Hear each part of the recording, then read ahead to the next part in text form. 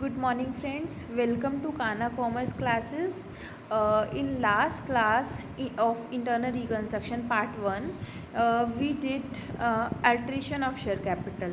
याद है आप सभी को, हमने अल्ट्रेशन ऑफ शेयर कैपिटल किया था and in today's class we will do reduction of share capital. ठीक है, एक बार ब्रीफ रिवीजन कर लेते हैं कि हमने लास्ट क्लास में क्या किया था. ठीक है, हमने देखा था इसके इंटरनल रिकन्स्ट्रक्शन मीन्स आंतरिक पुनर्निर्माण के 2 टाइप्स से. ठीक है, आंतरिक पुनर्निर्माण के 2 जो टाइप्स है उसमें क्या था, फर्स्ट था हमारा alteration in the share capital, अंश पूंजी में परिवर्तन. ठीक है, उसमें हमने क्या किया था, 5 टाइप्स किए थे. यहाँ पर लो हमने क्या किया था, 5 टाइप्स किए थे. फर्स्ट हमारा था अंश पूंजी में वृद्धि.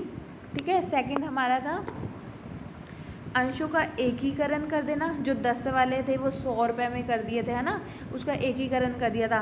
अंश पूंजी का उपविभाजन किया था, मतलब जो 100 रुपीज़ वाले थे उनको कम करके अंकित मूल्य को कम करके वो 10 रुपीज़ में कन्वर्ट कर दिया था.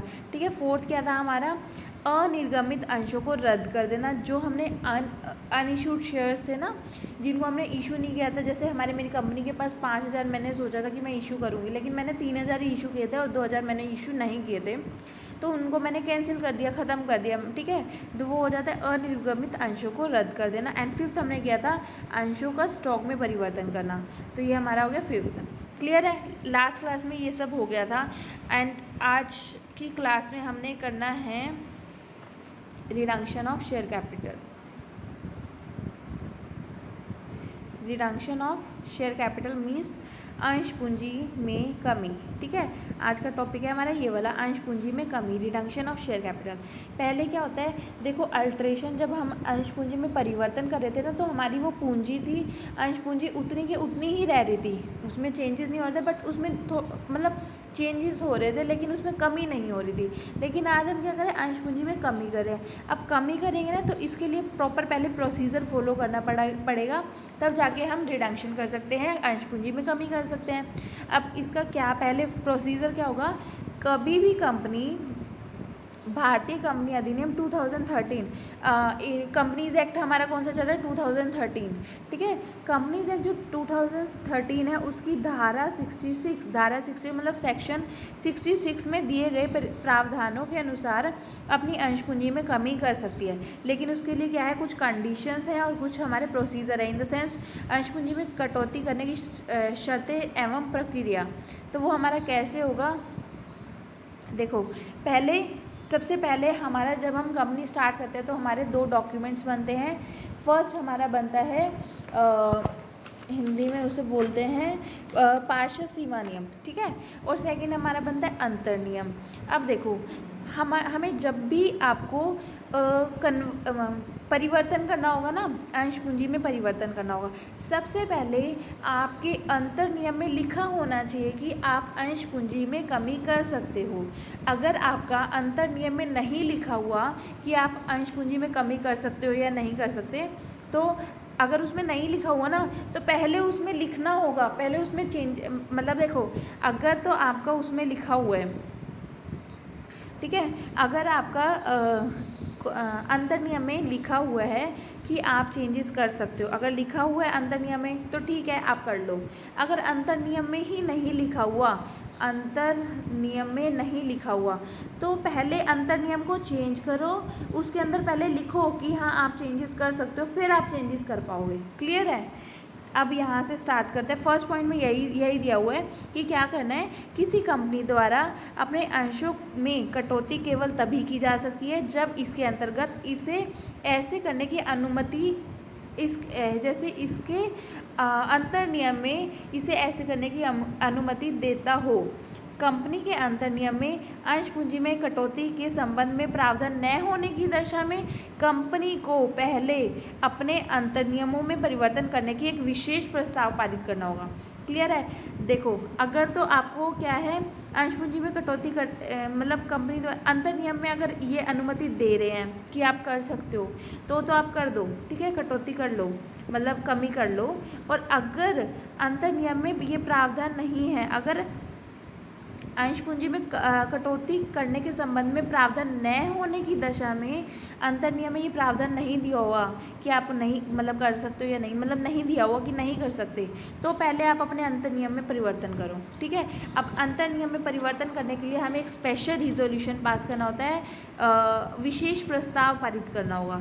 इसके लिए अगर आपको अंतर नियम में परिवर्तन करना है तो पहले स्पेशल रिजोल्यूशन मतलब विशेष प्रस्ताव पारित करना होगा, फिर जाके आप उसमें अंतर नियम में चेंजेस होंगे, उसके बाद आप कर सकते हो। ठीक है, first point is clear and then next procedure का सेकंड स्टेप क्या हो जाता है।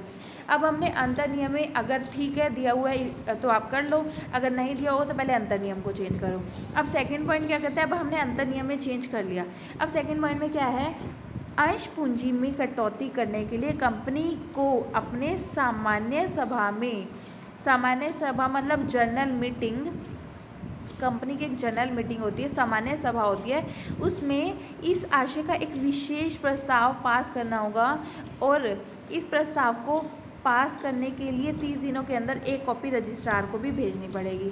क्या कह रहे हैं कि अगर अंश पूंजी में कटौती करने के लिए कंपनी को अपने क्या कर, अगर अब देखो हमने क्या है AOA मतलब आर्टिकल ऑफ एसोसिएशन अंतर नियम में हमने लिख दिया कि हाँ आप चेंजेस कर सकते हो। अब चेंजेस करेंगे, स्टार्ट करेंगे चेंजेस कैसे होगा, जब आप चेंजेस करना चाहोगे तो पहले सामान्य सभा मतलब जनरल मीटिंग में फिर भाई हमें कमी करनी है, अपने अंश पूंजी में कमी करनी है, उसके लिए पहले जनरल मीटिंग में सामान्य सभा में एक विशेष प्रस्ताव पारित करो, एक प्रस्ताव पारित करो कि मुझे ऐसे ऐसे करके और अपने अंश पूंजी में कमी करनी है। ठीक है, अब वो विशेष प्रस्ताव पारित होगा।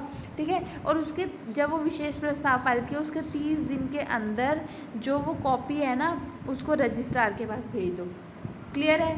सेकंड स्टेप क्या हो जाएगा, हमने अंतर नियम में अनुमति मिल गई। अब हमें अंतर नियम में अनुमति मिलने के बाद हमने क्या किया, हमने ये किया, सेकंड स्टेप किया, और सेकंड स्टेप में क्या किया, अब हमने चेंजेस का काम शुरू कर दिया, अपने अंतर नियम में कमी का काम शुरू कर दिया। और कमी करने के लिए अब हमें पहले सामान्य सभा में क्या एक विशेष प्रस्ताव पारित करना होगा, विशेष प्रस्ताव मतलब जनरल मीटिंग में एक स्पेशल रिजोल्यूशन पास करना होगा और उसको 30 दिन के अंदर एक रजिस्ट्रार के पास अपनी वो कॉपी भेजनी होगी। सेकंड स्टेप हो जाएगा। अब क्या होगा, अब हमने ये तो कर दिया, हमने क्या कर दिया, ये कर दिया कि हाँ हमने प्रस्ताव पारित कर दिया, अब कंपनी से हमने मतलब प्रस्ताव पारित कर दिया। अब थर्ड हमें करना होगा कि जो हमारा ट्रिब्यूनल है, जो हमारा कोर्ट है, उससे परमिशन लेनी होगी कि मैं अपनी अंश पूंजी में कमी करना चाहता हूँ, क्या मैं कर सकता हूँ या नहीं कर सकता। थर्ड स्टेप में आ जाएगा, हमें ट्रिब्यूनल से वो लेना होगा, अप्रूवल लेना होगा। ठीक है, अंश पूंजी में कटौती करने के लिए मतलब अंश पूंजी में कटौती की पुष्टि मतलब कन्फर्मेशन करने के लिए कंपनी को ट्रिब्यूनल से आवेदन करना होगा। ठीक है, आवेदन करना होगा, उसकी स्वीकृति प्राप्त करनी होगी। ठीक है, इसमें यही दिया गया है। अब आपको कंपनी अप्रूवल लेनी होगी किसे, ट्रिब्यूनल से। अब अगर ट्रिब्यूनल को सही लगा कि हाँ ठीक है चलो आपको अप्रूवल मिल जाएगी, तो फोर्थ स्टेप में ये आ जाएगा, अगर ट्रिब्यूनल उचित समय समझे, अगर कोर्ट को या ट्रिब्यूनल को सही लगा कि आप कमी कर सकते हो, तो अंश पूंजी में कटौती करने वाली कंपनी को यह आदेश दे देता है। अगर ट्रिब्यूनल को लगता है कि हाँ, कोर्ट को लगता है कि ठीक है आप कर लो, तो वो आदेश दे देगा कि आप अपनी वो कर सकते हो, अंश पूंजी में कमी कर सकती हो। लेकिन उसके लिए आपको क्या करना होगा, जब भी कोई भी कंपनी अपनी अंश पूंजी में कटौती करती है ना, तो उसको एंड रिड्यूस वर्ड करना होता है। जैसे हमारी पब्लिक कंपनी होती है तो वो लिमिटेड वर्ड यूज़ करती है, जैसे ABC लिमिटेड। ठीक है, प्राइवेट कंपनी के लिए क्या यूज़ करना होता है, ABC प्राइवेट लिमिटेड। ठीक है, अपने नाम के पीछे प्राइवेट लिमिटेड लिखना होता है। ऐसे ही जब भी कोई कंपनी अपने अंश पूंजी में कमी करती है तो उसको एंड रिड्यूस वर्ड यूज़ करना होता है। ठीक है, तो अगर जैसे ABC कंपनी है, उसने अपना अंश पूंजी में कमी की, तो उसको लिखना होगा ABC एंड रिड्यूस्ड। ठीक है, तो वहाँ पर क्या लिखो ना, अपने नाम के अंत में एंड रिड्यूस शब्द लिखे। ये शब्द संबंधित कंपनी के नाम का ही एक हिस्सा माना जाएगा। ठीक है, अब देखो फिफ्थ में हमें क्या करना होगा, ट्रिब्यूनल के आदेश के 3 महीने के अंदर ट्रिब्यूनल की पुष्टि के आदेश तथा परिवर्तित सीमा नियम के एक प्रमाणिक कॉपी, मतलब अब ये जो कॉपी है अगर आपने रिड्यूस कर दिया तो उसकी कॉपी आपको किसको देनी होगी, रजिस्ट्रार को देनी पड़ेगी कि आप अपनी बुक्स में एंट्री कर दो रजिस्ट्रार इसकी रजिस्ट्री करेगा, ठीक है, कि मतलब रजिस्ट्रार इसकी रजिस्ट्री करेगा और 1 महीने के अंदर अंश पूंजी में कटौती के रजिस्ट्रेशन का प्रमाण पत्र जारी करेगा। अंश पूंजी में कटौती के लिए रजिस्ट्रेशन की तिथि से अंश पूंजी में कटौती, ठीक है। मतलब क्या हुआ, देखो फर्स्ट स्टेप क्या था, सबसे पहले हमें क्या करना होगा, सबसे पहले हमारा मेन डॉक्यूमेंट AOA अंतर्नियम में अगर हमें क्लैरिफाई किया हुआ है कि आप कर सकते हो, ठीक है, अंश पूंजी में कमी कर सकते हो तो कर लो, अगर नहीं किया हुआ तो पहले अंतर्नियम को चेंज करो। और अंतर्नियम को चेंज करने के लिए स्पेशल रिजोल्यूशन पास करना होता है। स्पेशल रिजोल्यूशन क्या होता है, विशेष प्रस्ताव पारित करना होगा, ठीक है। अब विशेष प्रस्ताव पारित करके हमने अंतर्नियम को चेंज कर दिया, ठीक है। अब नेक्स्ट स्टेप क्या होता है, नेक्स्ट स्टेप में अब हमें प्रोसीजर शुरू हो जाएगा, किसका, हमारा अंश पूंजी में कमी का प्रोसीजर शुरू हो जाएगा। अब अंश पूंजी में कमी करने के लिए हमें क्या करना होगा, एक सामान्य सभा मतलब एक जनरल मीटिंग बैठेगी कंपनी की, और उस जनरल मीटिंग में हम एक विशेष प्रस्ताव पारित करेंगे, स्पेशल रिजोल्यूशन पास करेंगे कि मुझे ऐसे ऐसे करके अपने अंश पूंजी में कमी करनी है। वो जो प्रस्ताव पारित होगा उसकी जो कॉपी होगी 30 दिन के अंदर रजिस्ट्रार को दे देनी है कि हमने ऐसा डिसीजन लिया है, और 30 दिन के अंदर अंदर हमें रजिस्ट्रार को देनी होगी, ठीक है, जो भी कंपनी का रजिस्ट्रार होगा। अब वहाँ से वो कॉपी हमने दे दी। अब नेक्स्ट स्टेप होगा ट्रिब्यूनल का, हमें क्या करना होगा, ट्रिब्यूनल का अप्रूवल लेना होगा। ट्रिब्यूनल ने अप्रूवल दे दिया तो हमें क्या यूज़ करना होगा, अपने कंपनी के नाम के पीछे एंट्री रिड्यूस वर्ड यूज़ करना होगा। अब हमने एंट्री रिड्यूस वर्ड भी यूज़ कर लिया। अब हमारी वो जो कॉपी होगी, मतलब जब हमारा सारा प्रोसीजर हो गया उसकी कॉपी फिर से एक बार रजिस्ट्रार को दो कि हमने ये सारा प्रोसीजर फॉलो कर दिया है। अब हमारा आप अपनी रजिस्ट्रार अपनी रजिस्ट्री में ये नोटिस कर लेगा कि हाँ इसने एंट्री रिड्यूस वर्ड सब कुछ प्रोसीजर फॉलो कर दिया और अब ये हो चुकी है, क्या है, अंश पूंजी में कमी हो चुकी है। ये 5 हमारे क्या होते हैं, पहले कंडीशंस या प्रोसीजर्स फॉलो किए जाते हैं अंश पूंजी में कमी के। क्लियर है। अब नेक्स्ट आ जाते हैं, अब अंश पूंजी में कमी करनी है। जैसे हमने अंश पूंजी में परिवर्तन किया था फर्स्ट टाइप, उसमें हमने 5 टाइप्स किए थे, है ना, 5 टाइप्स किए थे। इंक्रीज इन शेयर, अंश पूंजी में वृद्धि, अंश पूंजी का एकीकरण, अंशों का उपविभाजन, अनिर्गमित अंशों को रद्द करना एंड कन्वर्जन करना, मतलब अंशों का स्टॉक में परिवर्तन करना। ये 5 हमारे स्टेप थे। अब हम क्या करें, reduction of in share capital या अंश पूंजी में कमी करें। इसके हमारे क्या है, 3 टाइप्स हैं। अब 3 टाइप्स के थ्रू हम अंश पूंजी में परिवर्तन कर सकते हैं। देखो फर्स्ट टाइप, ये फर्स्ट टाइप है, यहाँ पर दिया हुआ है। फर्स्ट टाइप हमारा क्या होता है, देखो अब कमी करनी है ना, अब हमारे अंश पूंजी क्या हो जाएगी, कम हो जाएगी, ठीक है। कैसे होगी, अंशों की अदत्त राशि के दायित्व को पूर्णतः समाप्त करना अथवा घटाना। देखो क्या होता है, हम पहले एग्जाम्पल से, मैंने आपको ना इजी वे में एग्जाम्पल से समझाती हूँ, फिर ये पढ़ेंगे, ठीक है। इसमें क्या है, जैसे हमने ना किसी से पैसा लिया, ठीक है।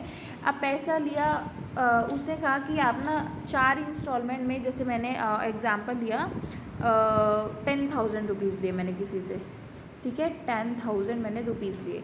उसने मुझे कहा आप ना 4 इंस्टॉलमेंट में मुझे पे करोगे ये 10,000 रुपीज़, ठीक है।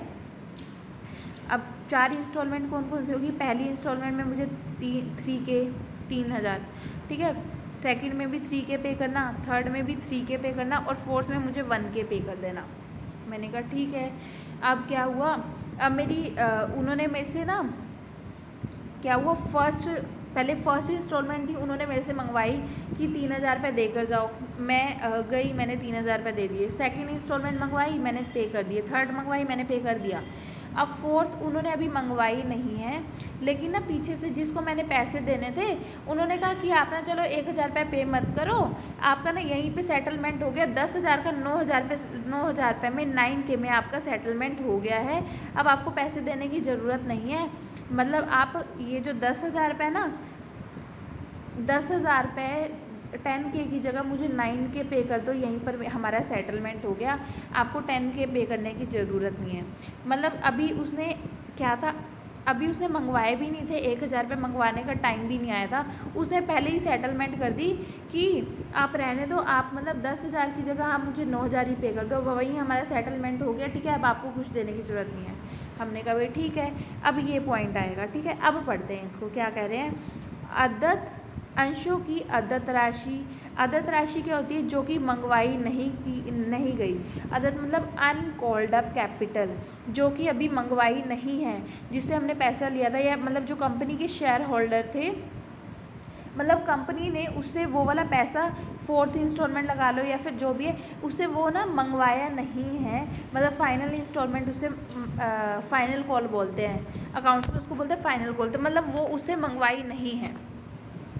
ठीक है। अब अदत्त राशि मतलब मंगवाई नहीं गई राशि के दायित्व को पूर्णतया समाप्त करना और घटाना, मतलब उसको बिल्कुल ख़त्म कर देना कि चलो ठीक है, अब हमारे यहीं सेटलमेंट होगी, आपको देने की ज़रूरत नहीं है, जो पैसे हमने नहीं मंगवाए वो वहीं के वहीं ख़त्म हो गए, वो आपको देने की ज़रूरत नहीं है। अब हम बढ़ते हैं, क्या है उदाहरणतया, जैसे एग्जाम्पल से बिल्कुल क्लियर हो जाएगा। जैसे राम लिमिटेड है कि अंश पूंजी को, जो कि 10 रुपये के शेयर थे, 80,000 समता अंशों में विभाजित थे। ठीक है। 80,000 के मतलब 80,000 के 80K के शेयर्स थे, 10 रुपये का एक था, मतलब 10 रुपये का एक हो गया, मतलब 8 लाख थे। ठीक है। 8 लाख के शेयर थे। अब क्या हुआ, उसने ना 9 रुपये पूर्ण क्या है, जिस पर 9 रुपये प्रति अंश चुकता है। 9 रुपये तो हमने उसको चुका दिया उसके पैसे। ठीक है। प्रति अंश चुकता है मतलब 9 रुपये हमने चुका दिए उसके पैसे को घटाकर, अभी हमने 9 रुपये चुकता थे, मतलब 9 रुपये पेड अप थे, उन्होंने पे कर दिए थे, उसको 9 रुपये पूर्णतया चुकता मूल्य वाले 80,000 अंश कर दिया। मतलब पूर्णतया चुकता मूल्य क्या होता है कि उसको फुल्ली पेड अप कर दिया, 9 रुपये को ही फुल्ली पेड कर दिया कि देखो 8 9 ज़ा 72, मतलब 7, वैसे तो मुझे 8 लाख देने थे, लेकिन उन्होंने कहा आप ना 7,20,000 मुझे दे दो। ठीक है। 7.2 लैक्स मुझे ये पे कर दो, और इसी में मेरी सेटलमेंट होगी, आपको जो बचे हुए पैसे वो आपको 8,000 रुपये वो पे करने की ज़रूरत नहीं है। ठीक है। 80,000 रुपये, सॉरी, वो आपको पे करने की ज़रूरत नहीं है। यहाँ हो गया क्लियर कि अंशों की उदत राशि, उदत जो अनकोल्ड अप कैपिटल है, जो कि मंगवाई नहीं गई है, उसको पूर्णतया समाप्त कर देना, उसको मतलब फुल्ली पेड कर दिया। ठीक है भाई, आपका वहीं पे सेटलमेंट फुल्ली समाप्त कर देना। तो अंशों की उदत राशि के दायित्व को पूर्णतया समाप्त कर देना। इस वजह से हमारी एंट्री क्या हुई, equity share capital account debit, ये एंट्री इंपॉर्टेंट है इसमें। ठीक है। Equity share capital account debit to equity share capital account. अब देखो हमारे कितने में सेटलमेंट होगी, जो 10 रुपये हमने मंगवाने थे, लेकिन हमने 9 में ही उसकी सेटलमेंट कर दी। ठीक है। 9 रुपये में ही उसकी सेटलमेंट कर दी, तो हमने ऊपर 10 रुपये लिखे कि पहले हम 10 रुपये मंगवाना चाहते थे, अब 9 में उसकी सेटलमेंट होगी। तो यहाँ पर टोटल, यहाँ पर कितना लिखा, 7,20,000, क्योंकि डेबिट और क्रेडिट का बैलेंस ऑलवेज इक्वल आता है। तो हमने कितने में सेटलमेंट की है, 7,20,000, तो 7,20,000 में हमारी सेटलमेंट होगी। क्लियर है। नेक्स्ट पॉइंट आ जाता है, नेक्स्ट पॉइंट क्या है, चुकता पूंजी मतलब paid up capital. Paid up capital के उस भाग को वापस करना जो कंपनी की आवश्यकता से अधिक है। देखो फर्स्ट और सेकंड पार्ट्स में क्या है, माइनर मतलब डिफरेंस है, वो है क्या हुआ, कंपनी को ना, देखो फर्स्ट पार्ट में हमने क्या किया था, जैसे कि मेरे कितने थे 80, सॉरी जैसे मेरे थे 80, जैसे मैं ना छोटा सा एग्जांपल लेती हूँ। ठीक है, ताकि इजी समझ आ जाए। पहले मेरे थे लगाओ 5,000 रुपये के शेयर थे और 10 रुपये का एक था, और मैंने ना उसे 9 रुपये में ही मतलब जो कि 9 रुपये कोल्ड अप थे, जो कि मंगवा लिए थे, और उसने पे भी कर दिए थे 9 रुपये, और जो 1 रुपया था वो अनकोल्ड अप था, वो अदद था, वो मंगवाया नहीं गया था, और मैंने उसी को ही पूर्णतया मतलब फुली पेड मान लिया कि चलो इसी में आपकी सेटलमेंट होगी। तो 5,000 की 9 में सेटलमेंट होगी, मतलब कि 45,000 50K में आपकी सेटलमेंट हो गई। ये तो था हमारा फर्स्ट पॉइंट। क्लियर है, फर्स्ट पॉइंट था ये। सेकंड पॉइंट क्या करें, चुकता पूंजी के उस भाग को वापस लौटाना जो कंपनी की आवश्यकता से अधिक था। अब मेरा क्या हुआ, यहाँ पर वही सेम एग्जांपल हम ले रहे हैं। मेरे 5,000 के मेरे शेयर हैं और 10 रुपये का मेरा एक शेयर है। अब मैंने क्या किया, जो मेरे 5,000 रुपये के शेयर थे, और मैंने ना 5,000 रुपये के 5,000 मंगवा लिए और उसने पे भी कर दिया। ठीक है, कंपनी को इन्वेस्टर ने पे कर दिए, जो 10 मतलब 50,000 रुपये थे और 50,000 पे भी कर दिए, ठीक है, 50 के पे भी कर दिए। मंगवाए थे कंपनी ने 50 के और उसने पे भी कर दिए 50 के, क्लियर है। अब पे कर दिए, अब कंपनी को ऐसा लग रहा है कि मेरे पास ना आवश्यकता से अधिक है, मुझे ना इतनी ज़रूरत नहीं है इतने पैसों की। उसने क्या किया, कंपनी ने उस पैसों को वापस कर दिया। क्या कर दिए, कंपनी ने शेयर होल्डर को पैसे वापस कर दिए। ये कंपनी के पास 50,000 रुपये आए थे, ठीक है, ये कंपनी ने किसको वापस कर दिए, इसी शेयर होल्डर को वापस कर दिए पैसे। और जैसे लगा लो 1 रुपये के हिसाब कितना वापस कर दिए, जैसे 1 रुपये वापस कर दिया, मतलब 5,000 गुना में 1, तो 9 रुपये तो अपने मंगवा लिए और 1 रुपये उसको वापस कर दिया, ठीक है। 1 रुपये 5,000 मल्टीप्लाई 1 कितना हो जाएगा, 5,000 रुपीज़ वापस कर दिए, ठीक है। अब देखो फ़र्क क्या है, फर्स्ट पॉइंट में था सॉरी, फर्स्ट पॉइंट में तो ये था कि जो पैसे थे ना, 10 रुपये की सेटलमेंट की थी 9 रुपये में, कि आपको बस 9 रुपये में मेरी सेटलमेंट होगी, आपको देने की ज़रूरत नहीं है। अब इस केस में सेकंड में क्या हुआ, जो मतलब जो पर्सन था उसने सारे के सारे पैसे पे कर दिए थे, लेकिन कंपनी ने ही उसको फिर से वापस कर दिया उन पैसों को। कंपनी को लग रहा है मेरी आवश्यकता से अधिक है और उसने उस पैसों को वापस कर दिया, ठीक है। अब करते हैं सेकेंड पॉइंट। इसमें हमने क्या किया, देखो पेड अप कैपिटल जो कि पे कर दी थी, इन्वेस्टर ने उसको पैसे पे कर दिए थे, उस भाग को वापस लौटा दिया कंपनी ने जो उसकी आवश्यकता से अधिक था। जब एक कंपनी को ऐसा प्रतीत होता है कि उसके पास उसकी आवश्यकता से अधिक पूंजी है, तो ऐसी दशा में वह अपनी आवश्यकता से अधिक पूंजी को अपने अंशधारियों मतलब शेयर होल्डर को वापस लौटा दे सकती है, ठीक है। अब देखो, अब इसमें एंट्री क्या होगी, देखो पहले क्या था, पहले हमने शेयर कैपिटल से ही 10 रुपये के शेयर कैपिटल थी और 9 रुपये में वो सेटलमेंट कर दी थी, तो एंट्री गई share capital to share capital account, ठीक है। अब इसमें क्या हुआ, हमने शेयर होल्डर को वापस किए हैं, शेयर होल्डर मतलब अंशधारियों को वो पैसा वापस कर दिया, तो हमारी एक एंट्री गई जो शेयर कैपिटल टू, जो वापस कर दिया किसको, शेयर होल्डर को, share capital to share holder account. अब शेयर होल्डर को कैसे वो वापस होंगे, बैंक के थ्रू होंगे, तो share holder to bank account. Clear है ये वाली एंट्री कि share capital to share holder account और share holder account to bank account. कैसे हुआ, share capital to share holder को वापस की, इस वजह से शेयर होल्डर अकाउंट आ गया यहाँ पर। अब शेयर होल्डर को ऐसे उसको कैश तो देंगे नहीं, तो बैंक में करेंगे, तो share holder to bank account. Clear है। थर्ड पॉइंट आ जाता है। थर्ड पॉइंट क्या है, हमने क्या किया, चुकता पूंजी मतलब पेड अप कैपिटल का वो भाग, उस भाग को रद्द करना जो हानि के कारण समाप्त हो चुका है। मतलब क्या है, देखो कई बार ऐसा होता है कि कंपनी कहती है अपने जो ऋणधारी हैं, ठीक है, ऋणधारी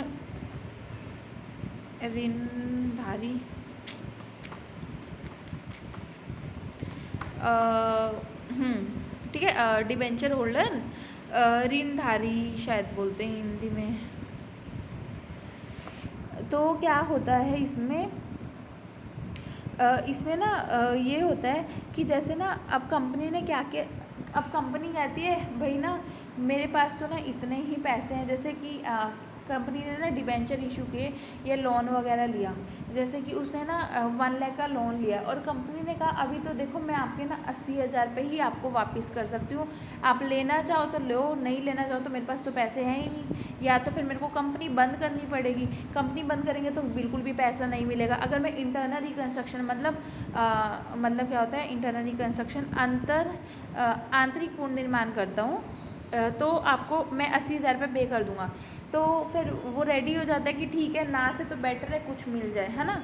तो वो रेडी हो जाता है कि हाँ ठीक है आप जितने दे सकते हो आप मतलब 80,000 में मेरे को दे दो, ठीक है। तो क्या हुआ, मतलब चुकता पूंजी मतलब पेड अप कैपिटल के उस भाग को रद्द कर देना जो कि मुझे मतलब कुछ पेड अप कैपिटल थी जो पे करनी थी, लेकिन वो मेरी क्या है हानियों के कारण समाप्त हो चुकी है, मेरे पास वो पैसे देने के लिए है ही नहीं, तो मैं कैसे दूंगी, तो मैं उस करके वो मतलब पैसे क्या हो जाते हैं समाप्त कर देती हूँ, वो सेटलमेंट कर देती हूँ, ठीक है।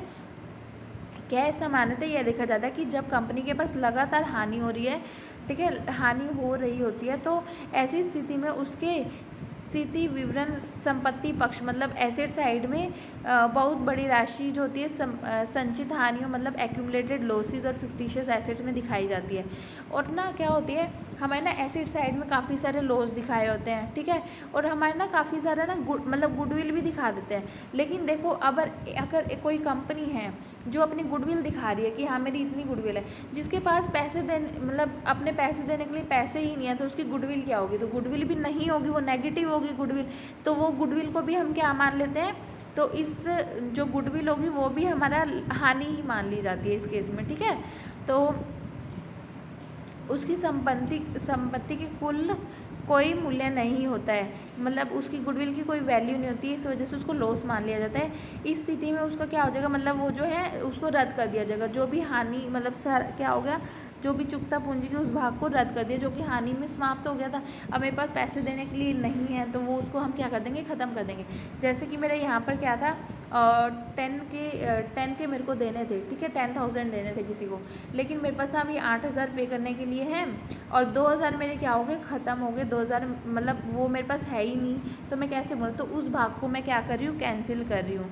उस भाग को मैं क्या कर रही हूँ, कैंसिल कर रही हूँ। मेरे पास नहीं है वो देने के लिए पैसे, तो मैं उस भाग को कैंसिल कर रही हूँ। तो इससे अगर मैंने ये जो 2,000 रुपये कम कर दिए, इससे मेरी क्या होगी, अंश पूंजी का कमी हो गई ना, 2,000 पैसे। अंश पूंजी जहाँ मुझे 10,000 देनी थी वहाँ मुझे 8,000 मतलब 2,000 से मेरी क्या होगी, कमी हो गई। तो ये हमारे 3 टाइप्स होते हैं इसमें, ठीक है। फर्स्ट पार्ट क्या था, फर्स्ट पार्ट में ये देखो यहाँ पर तीनों लिखे हुए हैं। फर्स्ट पार्ट में था अंशों के अदत्त राशि के दायित्व को पूर्णतः समाप्त करना, जो कि मतलब फुली सेटलमेंट हो जाता है उसका। जो अदर जो अनकोल्ड अमाउंट है उसको पूर्णतः समाप्त कर देते हैं, ठीक है। जो 10 रुपये